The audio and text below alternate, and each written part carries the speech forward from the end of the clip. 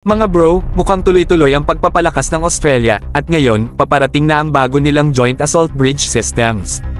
Isang malinaw na indikasyon na seryoso silang pinapalakas ang kanilang maneuver warfare capability, isang teknolohiyang siguradong magbibigay ng mabilis at epektibong mobility sa kanilang puwersa sa labanan. Sa madaling sabi, mas mabilis silang makakatawid sa anumang terrain, mapailog man o nasirang kalsada, para ituloy ang kanilang offensiba.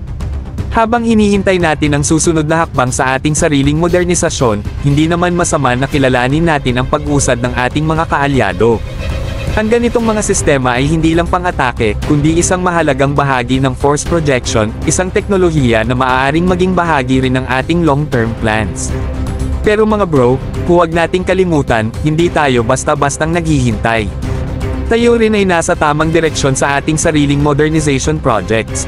Ang mga shore-based anti-ship missile systems, mga bagong armored vehicles, at iba pang force multipliers ay unti-unting dumarating. Hindi man kasing bilis ng iba, pero siguradong patungo tayo sa tamang landas.